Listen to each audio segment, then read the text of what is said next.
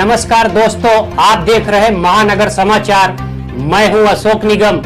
आइए देखते हैं आज की ताजा खबर। भाइयों को सबको धन्यवाद कि आप इतनी बड़ी संख्या में यहाँ पे उपस्थित हुए, और खासकर मैं आप सभी लोगों को इसलिए धन्यवाद देना चाहता हूँ कि 2009 जिस वक्त मैं शिवसेना भारतीय जनता पार्टी युति का उम्मीदवार था, 2014 जिस वक्त शिवसेना और भारतीय जनता पार्टी की युति टूटी, फिर भी मीरा भाईंदर और ठाणे की जनता ने फिर एक बार मुझे विधानसभा में दूसरी बार भेजा।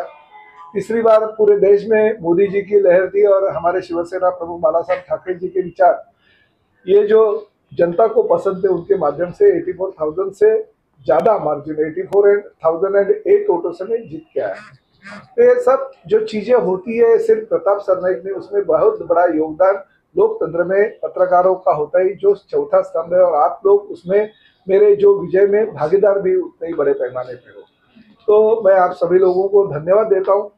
मैं आदरणीय हमारे मुख्यमंत्री एकनाथ शिंदे जी, साथ ही में हमारे उत्तर प्रदेश के मुख्यमंत्री योगी जी, और कल ही ठाणे में भारतीय जनता पार्टी के राष्ट्रीय अध्यक्ष आदरणीय जेपी नड्डा जी के हाथों से मेरा जो कॉफी टेबल बुक है और मेरा जो वचननामा है, उसका मैंने उनके हाथों से वो लोगों को समर्पित कर दिया। उस वचननामा में अगर आप देखेंगे तो जो काम मैंने किए हैं, जो चल रहे हैं और जो पूरे हो गए, वही काम दिए। मैंने भविष्य के काम कुछ भी दिए नहीं। उसमें खाली एक बैंगलोर सिटी में अगर रोपवे की सेवा हो सकती है तो मीरा भाईंदर और ठाणे में भी होनी चाहिए, ऐसी मेरी एक संकल्पना है। वो सिर्फ रोपवे छोड़ के बाकी सभी चीजें जो है वो मैंने पूरे कर दिए, और अभी उसके लिए निधि लेके आया और काम भी चल रहे हैं। आप तो जानते हो कि पिछले 2 सालों से मैंने सिर्फ और सिर्फ मीरा भाईंदर शहर के लिए 3,000 करोड़ से ज्यादा निधि हमारे मुख्यमंत्री एकनाथ शिंदे साहब के माध्यम से राज्य शासन से लाया। तो बहुत सारा निधि जो है हमने MMRDA से लाया, जिसकी वजह से सीमेंट कंक्रीट के काम पूरे के पूरे मीरा भाईंदर शहर में चल रहे हैं। मैं श्रेय लेने की कोशिश नहीं करता हूँ, मुझे मगर अभिमान है कि मेरे ही कार्यकाल में सूर्या डैम का जो पानी का योजना थी, वो हमारे आदरणीय मुख्यमंत्री उस वक्त के देवेंद्र जी फडणवीस साहब, हम लोग पीछे पड़े और वो योजना मंजूर हो गई, ताकि 218 MLD पानी ये हमारे मीरा भाईंदर शहर को मिल जाएंगे। मगर उसके इंटरनल जलवाहिनी डालने का जो 520 करोड़ का निधि है, वो मैंने मेरे कार्यकाल में मंजूर कर दिया। उस वक्त मुख्यमंत्री एकनाथ शिंदे जी थे, और एकनाथ शिंदे जी के कार्यकाल में वो 520 करोड़ रुपए का काम मंजूर करके शहर में पूरे बड़े पैमाने पे जो इंटरनल पाइपलाइन घुमानी पड़ती है, उसका काम शुरू हो गया। तो अगले साल वो पानी वितरण व्यवस्था का काम पूरा हो जाएगा और लोगों को पानी मिलेगा।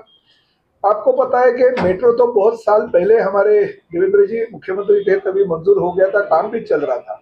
मगर उस मेट्रो के बीच में कुछ टेक्निकल चीजें थी, तो मैंने उस वक्त के कमिश्नर राजीव और एडिशनल कमिश्नर सोनिया सिटी जी को बताया, जो विधिमंडल में मैंने आवाज भी उठाया था उसके बारे में, कि अगर नागपुर में मेट्रो का एलिवेटेड अगर ब्रिज हो सकता है, रास्ता हो सकता है, तो मीरा भाईंदर में भी होना चाहिए। और उस माध्यम से मीरा भाईंदर में एलिवेटेड ब्रिज हो गया और उसका लोकार्पण भी हो गया।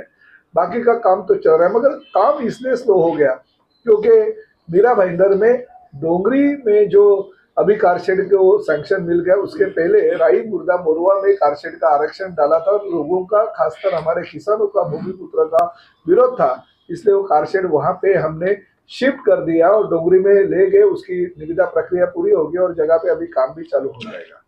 तो वो मेट्रो अगले साल हम लोगों को समर्पित करके देंगे। साथ में मेट्रो 4 जो गायमुख से कासारवडोली और कासारवडोली से वडाला है, उसको पैरेलल मेट्रो 10 जो सैंक्शन हो गई है, तो गायमुख से लेके दहीसर चेकनाका यानी मेट्रो 9 को जोड़ने का काम हम अगले साल कर देंगे। मगर ये जो मेट्रो 9 है उसका लोकार्पण कर देंगे हम।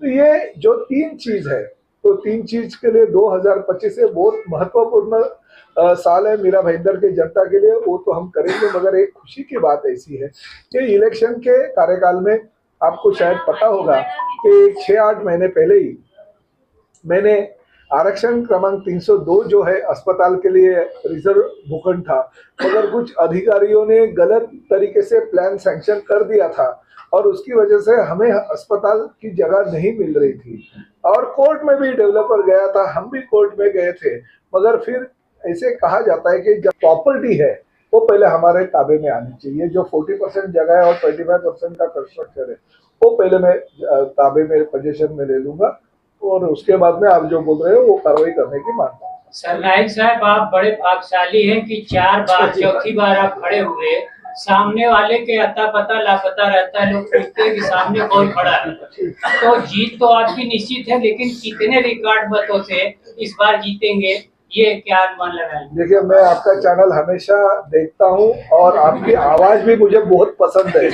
जिस तरीके से आप न्यूज बताते हो ना, बहुत ही पसंद है और मैं लोगों को भी, मेरे गाड़ी में बैठते ना, उनको भी सुनाता हूँ कि किस तरीके से आप लोगों को आपके चैनल के माध्यम से आपकी न्यूज दिखाते हो।